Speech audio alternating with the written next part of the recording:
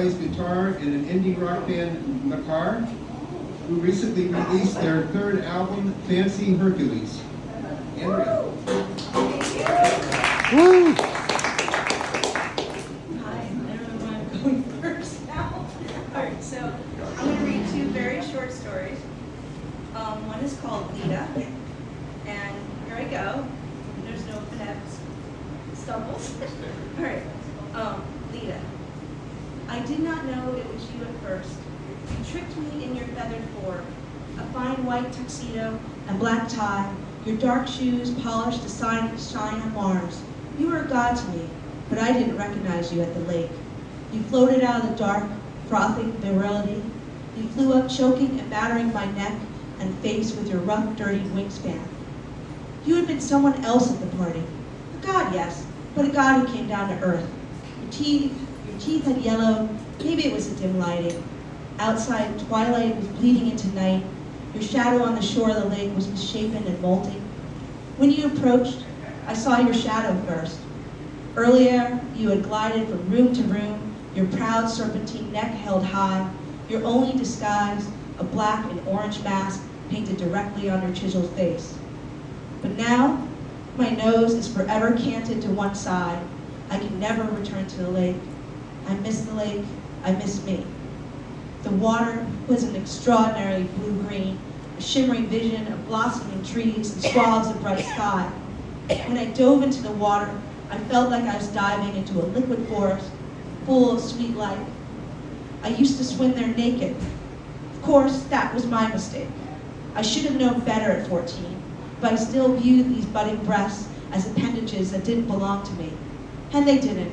They belonged to you, you hissed.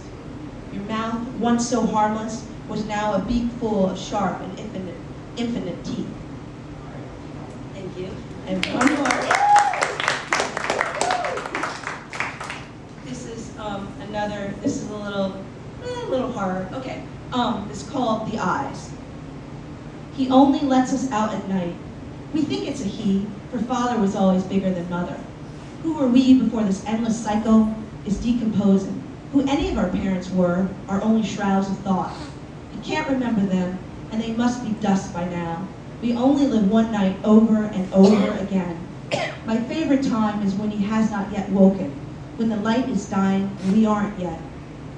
That is when you might see us, before this dusk slips away. At twilight, we run with the wild boars, our shadows meld and splay in the greenish mist.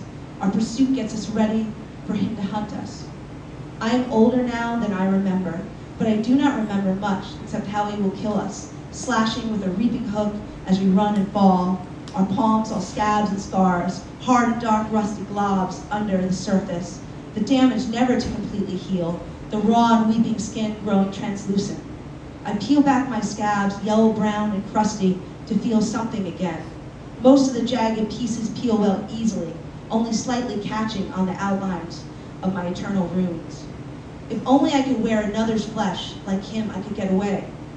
The wolfskin he wears flaps like wings as he chases us, running and running, our lungs shrunken and gasping at the end of each night when he always finds us. Even so, it is beautiful here. I never appreciated the Sonian forest when I was alive, when I could leave a mark that I exist, that this nightmare is only a nightmare and not my life.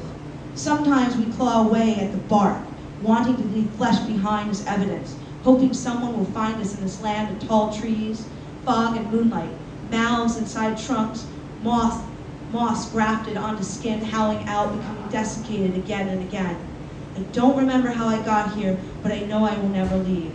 The night slits awake when his eyes open. Those bloody irises and clots of black pupils will be the last thing we see in the glowing darkness. In those nameless hours we die. He stares into us, boring into bone, while slashing and chopping and stabbing. Those eyes, great and large, fathomless. None of us has ever survived the whole night into dawn. I can still remember the sun. I want to feel it again. Hell is reoccurring. That is how you tell it is hell. Sometimes there are only 8 of us, other times 80, but there are never enough. He'll never stop hunting us. You tell yourself that he is finished, satiated from all the gorging on his killing, but the holes inside of him only make him more ravenous. The eyes will not die. He is the wolf he skinned alive. He doesn't need his hook to hurt me. Which one of us will fall first tonight? Which one of us wants it over as quickly as possible? Prey that runs is usually chased. Prey that stands its ground may be able to bluff and stall the wolf. I found my way to a deep river tonight, but he waits for me and I struggle against the current because I've never learned to swim. Is drowning worse than him breaking my spine? I will never find out because he will drag me out before I go under one last icy time. Peter, one of the elder children, though we are children no more, after dozens of years, insists the hunter is a cackle demon. When Peter was living, he used to make up all sorts of tales, so we have trouble believing anything he says between the wheezing and gasping for breath. He points out a dark red mass swirling under the skin of the hunter's broad back, but I wonder if it's the wolf's enlarged heart howling to escape. Peter says if we forgive him for killing them, we will be free. But how can you forgive when you are being slaughtered? The agony only recedes when we are smashed into oblivion and the sky grays out. Every night I see his eyes. I see them before me, behind me, to the right and the left, even inside of me. You think you hear laughing, children laughing, but I haven't been a child for 40 years. It is not laughter, it is mechanical and unbidden. It feels like metal teeth shredding. I used to love to run, but now I'm raw with exertion, shaking and vomiting, dry heaving, breaking and crumbling into fallen leaves. You believe in God, but you overlook the devil. Your cars rarely stop for us, and you shouldn't, for he isn't done with his killing. He has killed us thousands of times, and you could easily become his prey. It's happened before.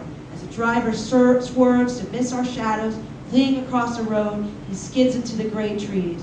The force swallows the car and its passengers like a ripple contracting into the abyss.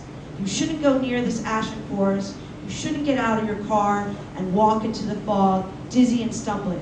If you do, you will become lost, and that is when he'll stop you, and that is when he'll have you. Still, I wish you would hesitate to witness our fixed, looping existence.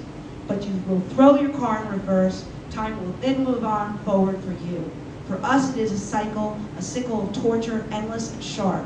Wet ash by morning, coalescing from a single sprawling pool into individual phantoms. Clots of darkening plasma solidifying into limbs, flesh and fear, gathering ourselves to run and run. For though we are haunting, we are the haunted and always dying. Thank you.